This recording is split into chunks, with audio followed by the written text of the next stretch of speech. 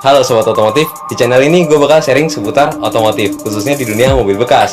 Mulai dari review mobil bekas yang dijual di mobilbekasgue.id, review kondisi mobil sesuai usia pemakaian, owning experience, dan juga tips and trick seputar otomotif. Jadi, kalau kalian suka dengan dunia otomotif, kalian boleh klik subscribe di bawah, dan jangan lupa nyalain lonceng notifikasinya, biar nggak ketinggalan video terupdate dari kami. Terima kasih.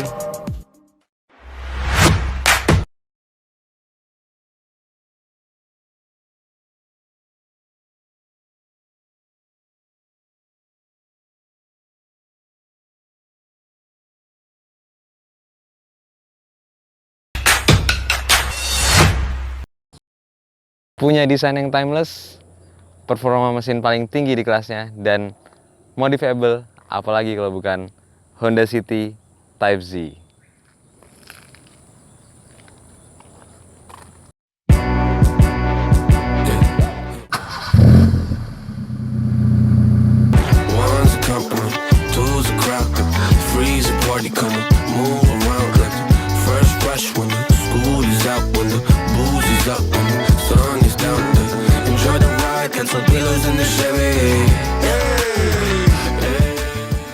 Nama City pertama kali diperkenalkan di tahun 1981 di Jepang, itu lewat keluarnya generasi pertama Honda City. Dan generasi kedua diperkenalkan di Jepang juga tahun 1986 dengan mesin 1200 cc dan tenaga 76 PS di 6500 rpm. Lalu di tahun 1996 barulah keluar Honda City Sedan. Jadi sebelumnya itu generasi pertama dan generasi kedua bentuknya hatchback. Jadi kecil banget Honda City. Nah, jadi dia belum berbentuk sedan. Baru di tahun 96 dia keluar City, kita sebutannya City Banci gitu ya kalau di Indonesia ya. Tapi itu City apa ya? Gue juga nggak tahu sebutannya. Tapi saat tahun 1996 dan 1999 itu City itu mengeluarkan dua varian, 1300X E dan X dan 1500 XC EXI. Jadi yang 1300 itu masih karburator dan 1500 itu sudah injeksi. Nah, di tahun 2000 barulah dilakukan facelift dan dinamakan City Type Z seperti yang di belakang gue ini. Ini tahun 2000 City Type Z. City Type Z itu punya dua varian juga. Namun bukan varian cc-nya yang berbeda, tapi varian teknologi variabel katupnya. Jadi City Type Z itu ada dua macam. Pertama yang VTEC yang sudah menggunakan teknologi variabel katup VTEC dari Honda. Dan yang kedua adalah City Type Z yang standar, yang kalau di cover klapnya itu tulisannya 1600 Hyper Valve gitu ya. Nah, itu jadi ada dua jenis, dan yang gue review ini adalah City Type Z VTEC. Nah, ada beberapa alasan kenapa orang-orang itu masih sangat menyukai Honda City ini ya. Pertama itu dia punya desain yang timeless. Jadi gue sendiri mengakui benar-benar desainnya ini nggak lekang oleh waktu gitu. Kedua, dia punya performa mesin yang paling tinggi di kelasnya seperti yang gue sebutkan tadi. 115 horsepower dengan 1500 cc mesin VTEC-nya. Jadi tenaganya itu paling tinggi di kelasnya dibandingkan Soluna, Hyundai Accent, dan rival-rival pada tahunnya itu ya. Ketiga, dia punya suspensi full independent di belakang with stabilizer. Jadi bener-bener handlingnya itu fun to drive banget, jadi enak mobilnya. Keempat, walaupun mobil ini bisa ngebut, tapi mobil ini irit. Jadi di dalam kota itu dia bisa 112, 113 tergantung kesehatan mesin. Di luar kota itu bisa 114, 114,5. Mobil ini waktu gue bawa ke luar kota itu 114,5 konsumsi BBM-nya. Jadi itu beberapa alasan kenapa orang-orang masih pada suka sama Honda City ini. Oh iya, yang terakhir dia benar-benar bentuknya simple. Jadi gampang dimodif-modif yang simple begitu. Jadi banyak anak-anak muda yang pakai Honda City yang memang senang modifikasi dan bentuknya juga manis gitu. Jadi benar-benar di tahun 2021 pun itu Honda City ini masih mengeluarkan aura Honda lama yang kelihatannya legendaris gitu.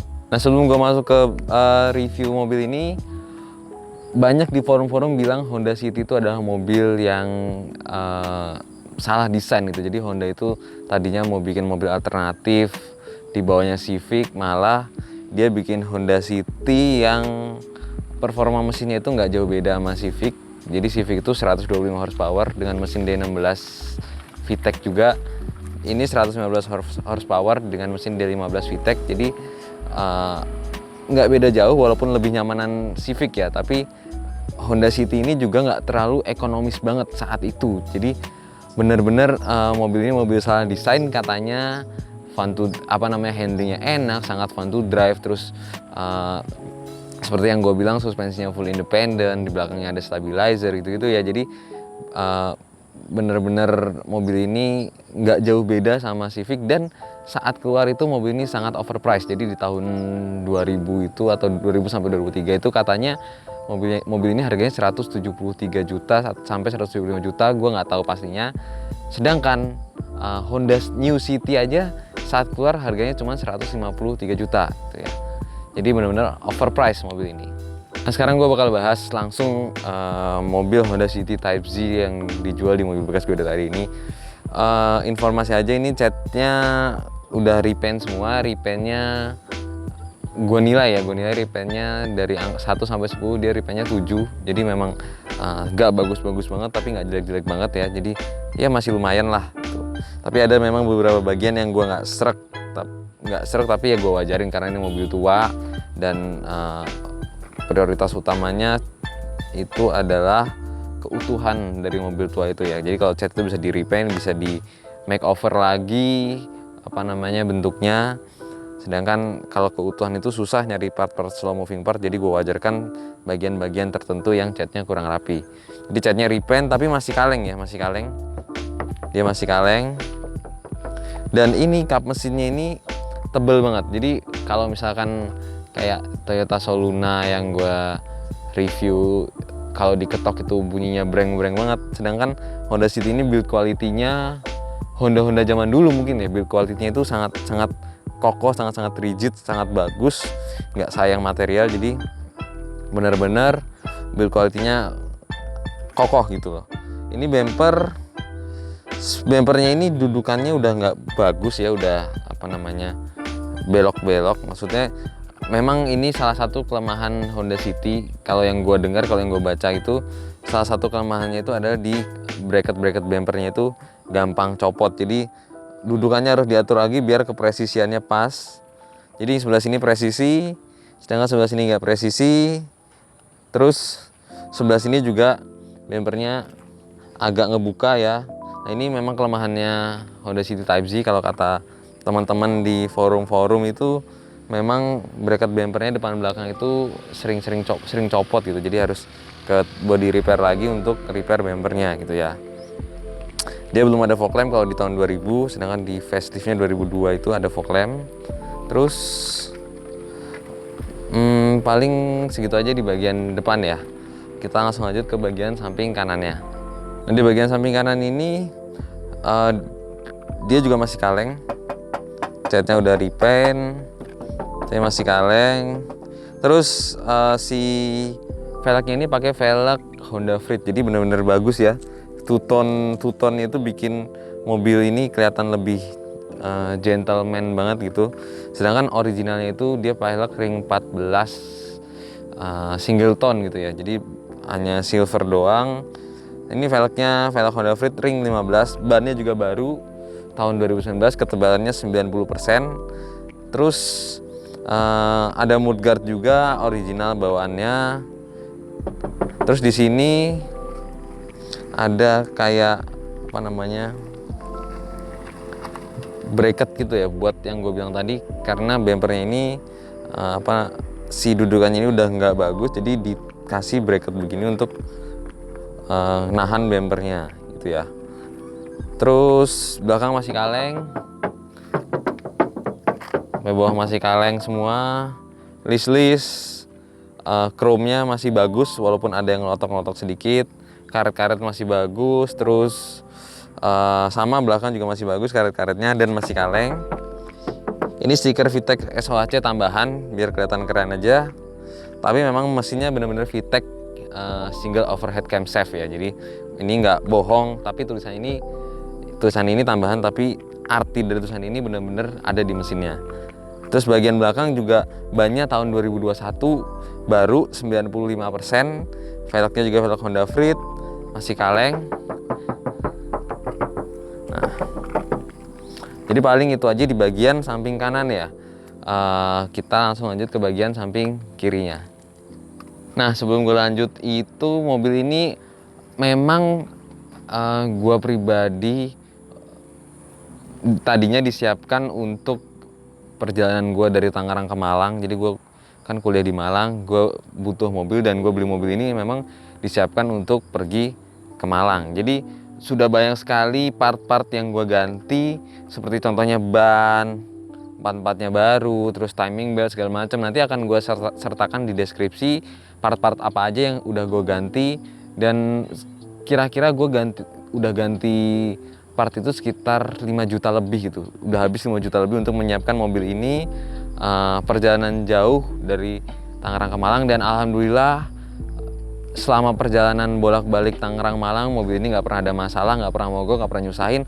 Gue lari 140 km per jam di tol pun juga masih enak, nggak pernah overheat, AC nyala mulu selama 10-12 jam.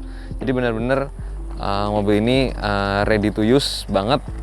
Jadi benar-benar sangat siap pakai, dan gue juga nggak mengharapkan saat gue jual ini gue untung ya. Minimal gue impas-impasan aja, minimal gue balik modal dari biaya-biaya yang udah gue keluarkan. Yang jelas teman-teman yang mau beli mobil ini, gue pastikan mobil ini mesinnya terutama dan undercarriage-nya siap pakai, walaupun nanti akan gue jelaskan beberapa minus yang gue belum sempat benerin gitu ya.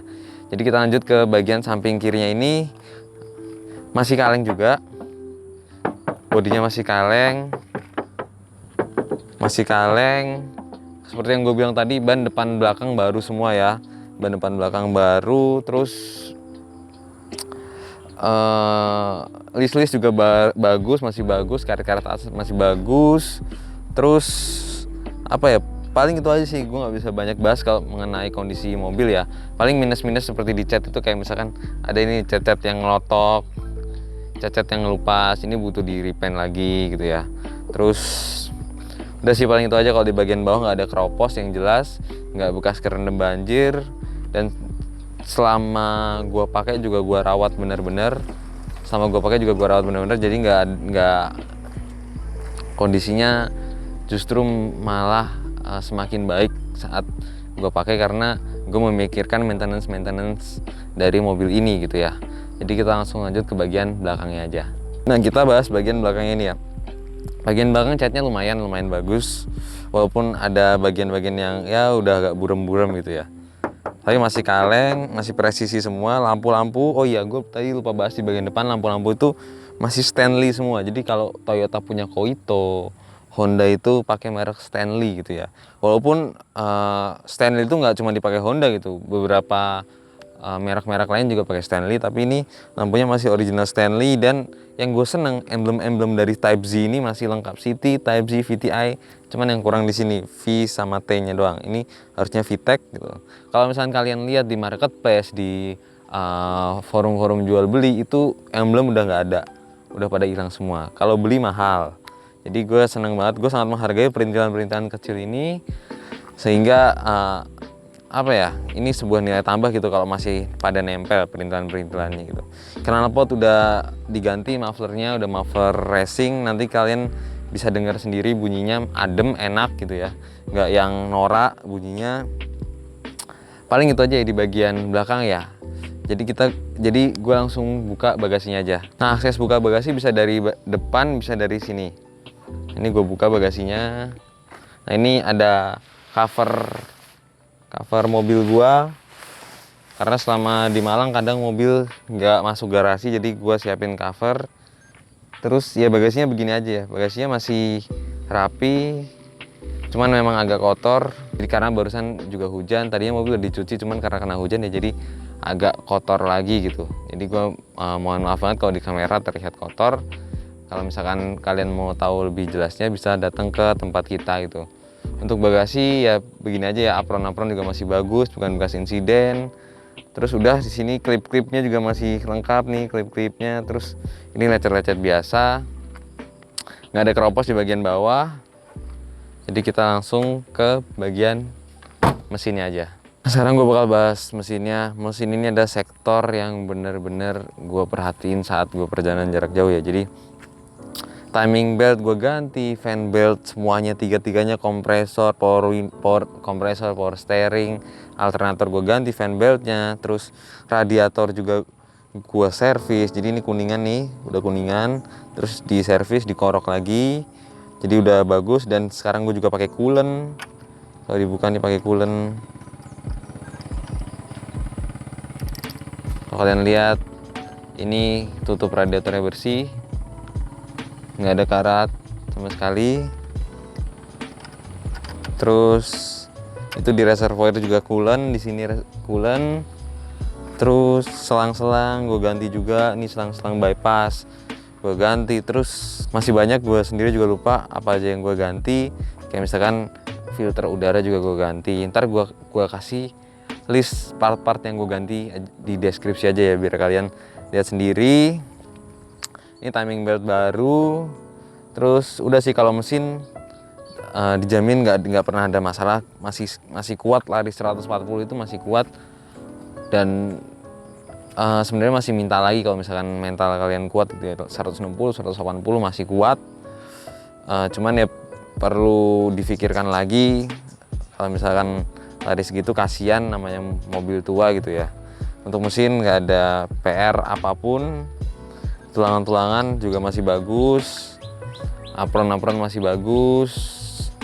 Udah ya, paling di bagian mesin itu aja.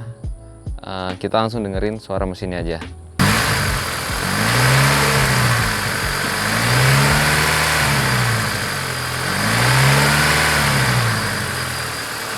Nah begitu suara mesinnya ya, masih halus banget.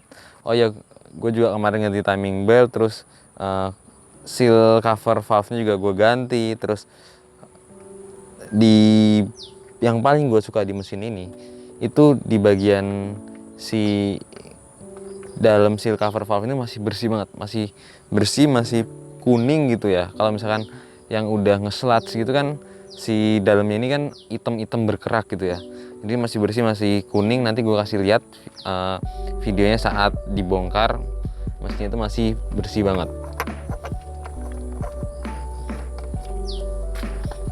Jadi kita langsung lanjut aja ke bagian interiornya. Nah di bagian interior ini memang kelemahan dari City Type Z itu di bagian door trim ini ya. Door trim ini harusnya bludru di bagian sini, terus di sininya hitam. Cuman ini udah di retrim. Dan kalau misalnya kalian lihat, kebanyakan City Type Z yang dijual memang sudah retriman. Karena si door trim ini memang cepat sekali rusak gitu ya. Jadi kalau misalnya kalian dapat yang original itu, wah cakep banget gitu. Soalnya langka kalau misalkan City Type Z yang door trim ini original. Kalau yang kursinya original juga udah lumayan jarang sih, tapi lebih jarang lagi door trimnya original. Jadi ini door trimnya udah retrim tapi joknya masih original. Jadi gue lumayan merasa punya nilai tambah di mobil ini, karena si joknya ini juga masih original sampai belakang. Terus sisanya sih masih original semua, kayak kisi AC segala macam.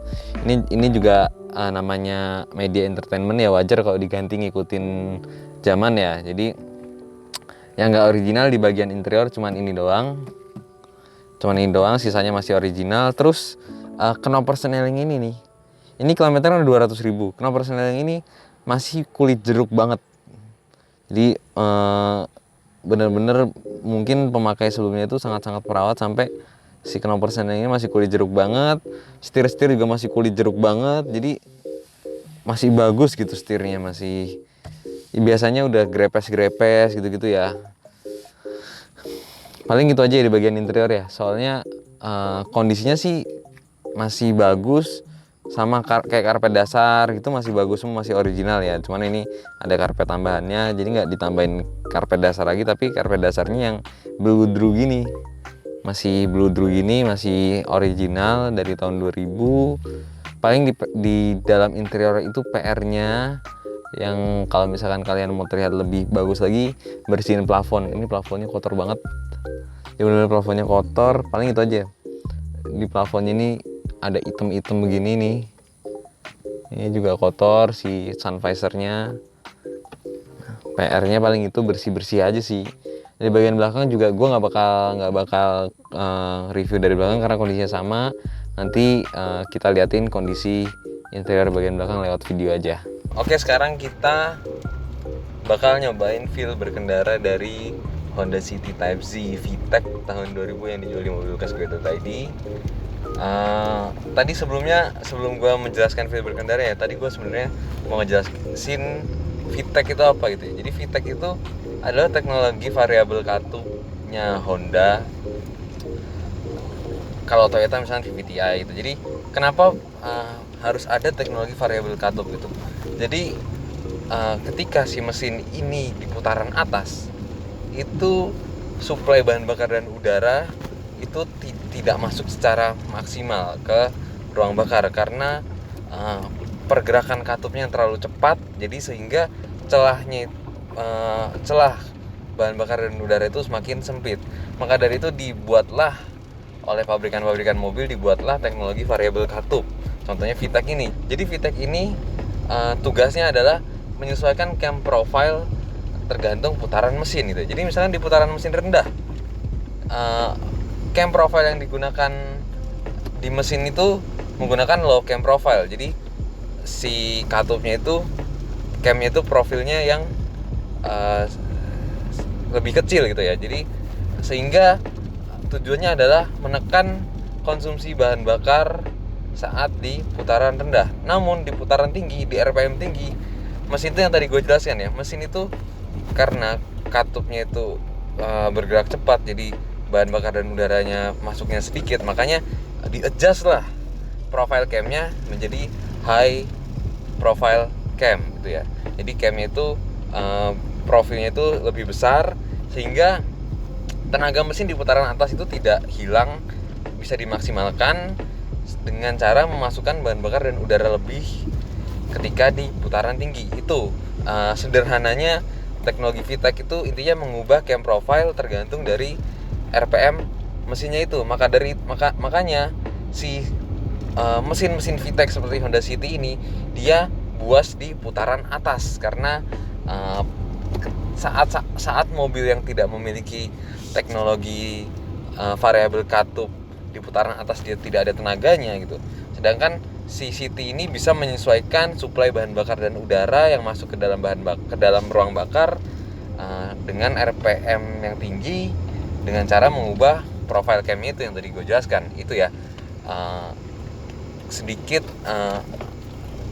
maksud dari VTEC karena yang gue lihat juga banyak orang yang belum tahu tentang VTEC itu apa sih. Taunya VTEC itu lebih bagus daripada yang City Hyper yang tidak punya teknologi variabel katup. Taunya orang begitu doang, tapi mungkin mereka kurang tahu fungsi VTEC gitu ya.